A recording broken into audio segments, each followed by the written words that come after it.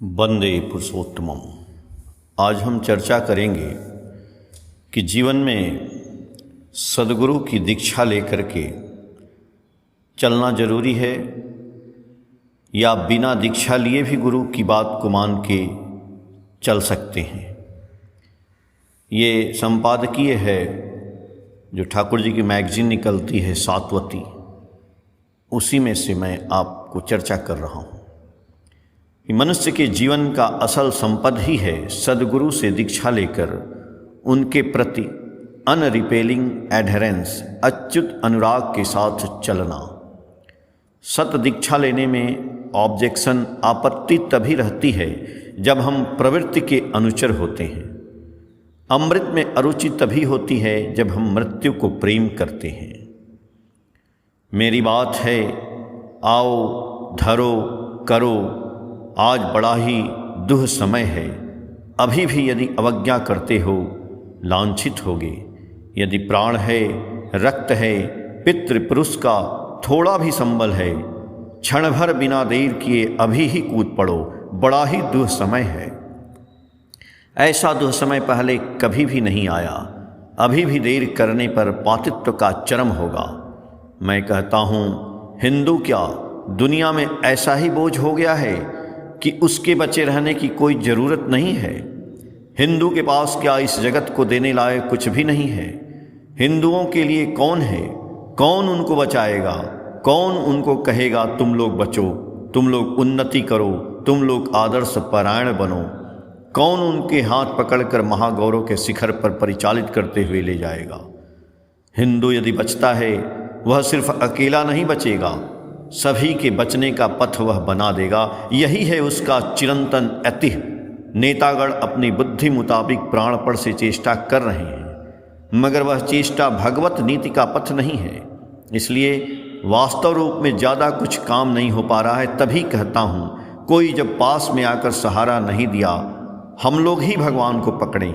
व्यक्तिगत व समष्टिगत इंटीग्रेटेड संगत हो जाएं, स्वयं भी बचें, सभी के बचने का पथ भी परिष्कार कर दें। हम लोग किसी को मारना नहीं चाहते हैं, मगर शैतानी का निरसन चाहते हैं। अतः ज़्यादा शोर शराबा नहीं करके हरदम दीक्षितों को बढ़ाने की जरूरत है। जितना अधिक मनुष्य आदर्श परायण होगा, शैतान का आधिपत्य उतना ही शिथिल होगा। वह भीतर भीतर क्षय हो जाएगा। पद्मा के बाँध की तरह भीतर खोखला हो जाएगा, पर बाहर में ठीक। ऊपर से पता नहीं चलेगा, मगर एक दिन धपास टूट कर गिर जाएगा। इस गढ़न में ही है उल्टा जो है उसका टूटना। इस संगठन का मूल है दीक्षा। Initiation is the root of organization, otherwise organization is false. संगठन का मूल है दीक्षा, नहीं तो वह संगठन मिथ्या है। ये बातें स्वयं युग पुरुषोत्तम श्री ठाकुर जी की हैं। सोच कर देखें कि आज के परिप्रेक्ष्य में कितना प्रासंगिक हैं।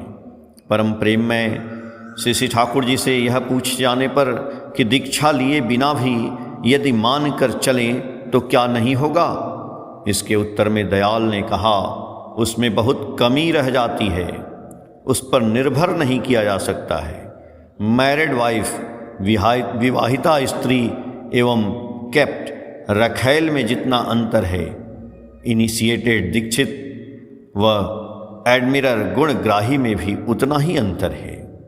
एक बुरा मनुष्य भी यदि दीक्षित होकर उस चलन में चलता है, उसकी नींव मजबूत हो जाती है, और एक गुणी मनुष्य भी यदि आदर्श से दीक्षित होकर उनकी ऊपरी प्रशंसा करते हुए चलता है, उसकी नींव अपेक्षाकृत कच्ची रह जाती है।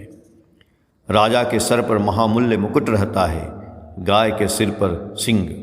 आत्मरक्षा के मामले में कौन ज़्यादा मूल्यवान है, कौन ज़्यादा शक्तिमान है? इसलिए जीवंत आदर्श के संग जो अछेद्य रूप से युक्त हो जाते हैं, वे ही लाभवान होते हैं। अनरिपेलिंग अटैचमेंट टू द आइडियल, इष्ट में अच्युत अनुराग नहीं रहने पर हवाबाजी की तरह हो जाता है। उन्नति अस्थायी नहीं होती है।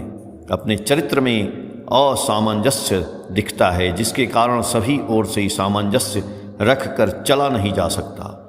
एक तरह संभालते ही दूसरी तरफ बेसंभाल हो जाता है। मेरी बात है, first be initiated, come unto me, to accordingly and everything will be added unto you. प्रथमतः दीक्षित हो, मेरे पास आओ, उसी तरह से करो एवं सब कुछ ही तुमको मिलेगा। वह शिष्टपाली धर्म ही है, स्टेट, राष्ट्र का स्टे, स्थिति, उसके संग सांप्रदायिकता का कोई संपर्क नहीं है। धर्म का अर्थ है वैसा ही चलन जिससे कि मनुष्य परिवेश को लेकर बच सके, बढ़ सके। इसके लिए जरूरत है आदर्श की, जो प्रकृत आदर्श हैं। पूर्वतन के संग उनका कोई विरोध तो रहता ही नहीं है, बल्कि रहता है परिपूर्ण। इसलिए उनके निकट सांप्रदायिकता ठौर नहीं पाता है, बल्कि सारे संप्रदायों के सारे दलों के लोग एकत्रित होकर उनका अवलंबन करते हैं। जिस तरह की बाढ़ आने पर अपने अस्तित्व को बचाने के लिए बाघ, भालू, बकरी, बंदर एवं अन्यान्य सभी जीव एक ही छत के नीचे एक दूसरे के प्रति अपने हिंसक भाव को छोड़कर आश्रय लेते हैं, क्यों न हम सभी भी जाति, धर्म, संप्रदाय निर्विशेष होकर मानव जाति के अस्तित्व की रक्षा हेतु एकायित होकर अपने अस्तित्व के मूल से युक्त होकर जीवन को परिचालित करें। सुनिए उनकी पुकार, बुला रहे हैं दीन दयामय, अभी भी तुम उठो जागो, जीवन व्रत में व्रती होकर इष्ट पथ पर वेग से चलो। सातवती जुलाई 2013, पेज संख्या 5 से। जय गुरु।